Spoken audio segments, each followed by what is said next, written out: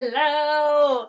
I am going to talk to you today about how to balance work and family life. It is not something that is easy. It is something that a lot of people crave and want. Um, and when you have work and home balance and how you manage this can make a significant impact in your relationships with your family, in your relationships with your coworkers, or those people that you work around and with. So, I am Liz Medley. For those of you that do not know me, I teach weekly tips on how to build a freaking amazing business, a cool life, and to be able to show up online with confidence. I also am the creator of Messy Buns in Business. It is a free Facebook community where entrepreneurs can show up, share ideas, just come as you are, be yourself. There's a little bit of cussing, we share ideas, and we have lots of fun. So thank you for hopping on here today. If you know anyone who is a parent or a spouse and also works or has a business, this training is for them. So go ahead and hit the share button so they can watch this video. All right. So if you are part of the MBB, the Messy Buns in Business, also drop hashtag Messy Buns in Business below. If you want to be a part of that community, when this live is over, just search inside of Facebook for Messy Buns in Business, answer the questions, and you will be able to have access to that community. All right, so let's go ahead and get started. I have 7 tips for you today to help you be able to find a little bit of peace in having a work-life balance. I have been an entrepreneur almost 2 decades, you guys. This is midway through my 17th year as an entrepreneur. And what I have realized is, so I've had a child for the 8 of those 17. So 11 and a half years I was an entrepreneur without a child. Several of those years I was married as an entrepreneur. And what I have realized since having a child is the impact that not having the work-life balance, how that can impact a child. And a child should never be made to feel like they're an inconvenience, right? Or a second priority to your work or to your business. And I'm not going to play and tell you that I have an amazing work-life balance, because I don't. There's sometimes that I am like gangbuster mom, and then there's sometimes that I am like rolling in my business. And so there is a time and a place where one or the other gets more attention. I am still working on it. I don't know that it's ever, I don't think you'll ever, truthfully, I don't think anyone will ever come to a place in life where they have this perfect balance, right? I don't think that exists. And truthfully, I don't like, yeah, I think it's unrealistic, because there's time that our children need us more than normal, right? And then sometimes there's times that our business needs us more than normal. So since those two things are always changing, how can you really truthfully have a peaceful and always be balanced, right? There was a time that I was the mom, and there's still times that I am, but I'm like, I can't go to the park, I've got to get ready for this meeting, or I can't help you right now with that, I've got to go do this. And I see the look it has on my daughter's face, and I also know that she's like, yeah, if mom would ever put her phone down, yeah, if mom, and there was a time that she resented my past business, the past company I was with, because I was always on my phone. I was always hustling. I was always grinding, and I felt like I couldn't set it down. And so I'm going to share with you a few ways that you can balance work and family, and be better at both.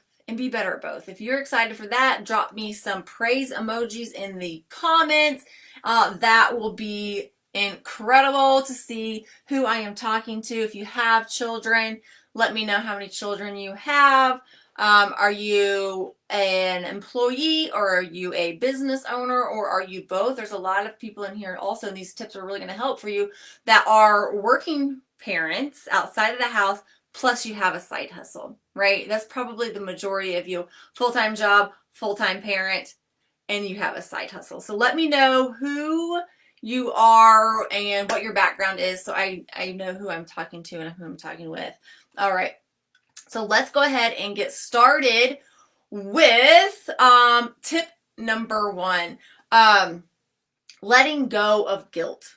Letting go of guilt. So rather than dwelling on how you're not with your child, think about how your work is benefiting your family. You know, does this work allow you to pay for extra opportunities for your children? Or maybe you're able to save for their college? Or maybe it's guilt for being with your kids and not doing the work that you know that you need to get done, right? So guilt can go both ways. And the other tips that I'm going to give you are going to kind of help you get rid of a little bit of that guilt, help ease that pain, and create a little bit more balance. But you have to give yourself permission to not feel guilty. I mean, you just have to give yourself that permission to not feel guilty. There'll be good days, there'll be bad days, and mothers should know that they're not alone on this journey, right? You can discuss your feelings with your partners, or even finding a Facebook group that supports working parents or entrepreneur moms. There are groups out there, I've been part of several that are very, very amazing that I really love. Inside of Messy Buns in Business even, there are a lot of parents in there, a lot of moms in there that work full-time, parent full-time, and have a side gig. So just know that you're not alone and give yourself permission to not feel guilty. All right. So tip number 2 is make mornings easier. This is something that when you make a plan, you're going to save yourself so much time. So avoid starting your day racing around like wild people, you know, rushing, racing, yelling usually comes along with that, trying to get everyone out the door, get everyone ready. So if you start by getting organized the night before, you know, pack the kids' lunch, set out, pick out the outfits together, decide on what to make for breakfast the next day, repack your backpacks, repack your purse, your gym bag, whatever it is that needs to leave the house with you. Do you hear crickets? There's totally a cricket in my office. Sometimes when I do lives, I do feel like it's crickets. I'm like talking to myself. That's funny. Little sound clip for you, some crickets. But decide what you want to make for breakfast. Pack all your bags. Anything that needs to leave the house, you know, set it by the door. Get it ready to go. So then in the morning when you wake up, you're not racing around. Everyone's outfits are already picked out. Your bags are already packed. Everything that you need to go is ready to go. And you can actually sit down and enjoy a quick breakfast together. Look over your next day's to-do list. You know, talk to your kids. If they're old enough, let them know what's going on tomorrow or what the week has in store for the family and what they can actually look forward to doing. So knowing that a lot of mundane tasks are, knowing that they're done, that will give you that little bit of extra time to eat breakfast as a family without rushing around, without yelling at your kids. So then that time that you do have is quality time. Cool? Got it? Get it? Good. And let it roll. And let it roll. One thing that we did last year, Ruby may have been in kindergarten or first grade. I think she was a first grader and she's a third grader now. Is we bought one of these closet organizers, and I can post a link to it in the comments after this is over or in the description. But it hangs across the bar in your closet, and it's got cubes, and it's made out of cloth, and it has 7 cubes in it. And what we do is she picks out her outfit for the week, and she knows what day she's got gym, so she makes sure she's got a sporty outfit for that day and the right shoes. And so it's all set up and ready to go. Her underwear are in there. Anything that she is going to wear for that day is in her cubby ready to go. It saves so much time. There's no fighting over what she's going to wear. It is incredible. So I highly suggest doing that. And if you have any tips or any things that you do, comment below so other people can know what is working for your family to save time in the morning. So tip number 3 is creating a special family activity. You know, making time for your kids is important during the week and the weekends, right? So if you're pressed for time, have family breakfast, have a family night where maybe you play board games or you just order in pizza, but plan activities regularly that fit into your schedule, and plan things so everyone has something to look forward to. Hey, listen, I know that I'm busy right now on this project and I can't I can't spend the time right now with you, but listen, 2 sleeps and we're having a pizza party and watching some movies, right? So when you have these family activities, it's important to be present, not talking about work and not checking your phone all the time. And it's hard, right? It's hard. I get it. I work full time from my phone, and I get it. It's hard. But here's the truth. Well, that's the truth, but here's another part of the truth is if you give your kid about 15 minutes, if you can make it to 15 minutes of undivided attention, they're over you. They're done. That's all they needed was 10 or 15 minutes of undivided attention. And then they're like, go away. Go away. If they're younger, it's a little bit different. But for those of you that have young children, there's hope. There is hope. It gets different. And they will be like, okay, mom. Okay. You suck at playing Barbies, mom. Okay, go away. And so focus on your kids' interests. Ask questions about their friends. Ask questions about classes and schools and hobbies. Ask them who made them laugh today at school. Who did you eat lunch with today? What was the best part about today? Did your teacher say anything funny? So asking very specific questions creates that conversation. Because if you're like, how was school? I hate school. Or it was great or whatever. Like, it doesn't create the conversation. So asking a specific question, like, who made you laugh? Who did you eat with at lunch? Did your teacher do anything funny today? Did anyone get in trouble today? And so it doesn't really truthfully matter what you do as long as you do something together. So tip number 4 is create a schedule and be flexible. Be flexible. Someone mentioned a power hour. I love power hours for balance, and absolutely blocking off an hour to really focus on certain activities, whether it's work or blocking an hour to only focus on doing things at your house or with a family. It could be a power hour either way. But blocking off time that you will only use that time to spend with your family or spend doing your business or your work. And then the thing is also prioritizing what has to be done for the day, for the week, for the month.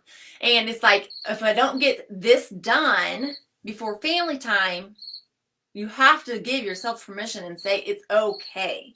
It is okay. If it's something that has a deadline and it has to be done today, then that needs to become a priority, right? That comes down to discipline and time management and prioritizing, right? I mean, if you're a procrastinator, it's really going to start interfering with family time. But if you have a plan and you have a focus and a schedule, that allows you to get those things done that do have deadlines. But create a schedule and know that you're going to have to be flexible with it, right? And don't be so hard on yourself. Focus on the income producing activities, things that only you can do, and work down your list. All right, number 5 is work while others are sleeping. If you don't get done what you needed to while your family was awake, spend time while they are snoozing to finish up or get done what you have to get done. And maybe this means that you stay up an hour later, or maybe you get up an hour earlier. That cricket is driving me crazy. I don't know if it's outside. I work in the basement, so I don't know if it's right outside the window or if it's actually like in here. But it sounds like it is in here. Can y'all hear that? Drop cricket below if you can hear that cricket chirping. Driving me crazy. But get up an hour earlier, stay up an hour later, but work when your family's sleeping. Now, I don't recommend working late into the crazy extended hours while they're sleeping, because you're also going to be awake while they're awake and running low on sleep. That you have to have that self-care, right? And so that's not healthy either, because if you're low on sleep, then you're going to be irritable. Then you're going to fall asleep during family movie night. So I think if you prioritize and make a plan, you're going to be able to find a little bit more balance. So tip number 6, we have 7, and we're going to wrap it up. As always, if you want the written version of this, I always give away a gift, and it is the notes to my show. If you comment Liz List, Lizlist, Liz List, Lulubot will get that for you. All right. So the next tip is delegate at work and at home. Not only do you have to get rid of that guilt, you have to rid yourself as an entrepreneur and as a parent the idea that you have to do everything, that you have to have your hands in everything. You know, how many of you have said this? I've said it for years and it's total bullshit. It's total shit. But if I want something done, I'll just do it myself. If I want it done, I'll just do it myself. And that belief, you have to get rid of that. It's a misconception of being an entrepreneur. And attempting to take everything on at work and at home guarantees that things are going to fall through the cracks. You're going to miss appointments. You're going to miss times. You're going to miss days, deadlines.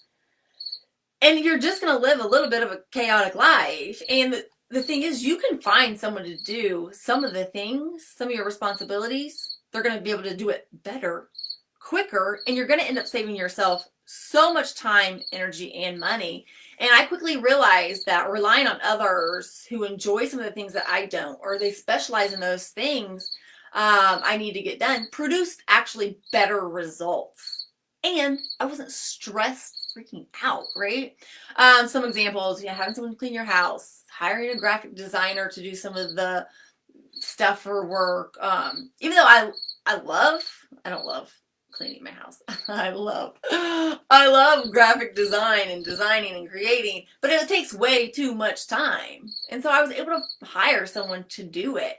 And that freed up so much of my time that I could do extra things with my family. Like Ruby and I went to the park yesterday. She got off the bus. I was at the front door waiting for her, fed her a snack. We did a couple chores, went to the park, went to wrestling, came home. She went to bed. I came downstairs, did a couple things, and I went to bed. Like, it's just changing a little bit to make a big difference. But this leads me into tip number 7. You have to be mindful. Okay. And multitasking seems like it was designed for those who need balance, a business and a kid, and yeah, I got this. Let's just multitask. However, when you do both roles or you do multiple things at once, you're usually not getting the results that are amazing, right? You're not doing either of them really well. So before I figured this out, I definitely had times where I shortchanged either my daughter by attempting to answer emails and do other things while I was spending time with her. And I did the same thing to customers. I didn't do them any favors because I missed, important questions while trying to play with my daughter and answer customers' questions. So whether you're doing something for work or you're doing something for family, just dedicate your attention to that task.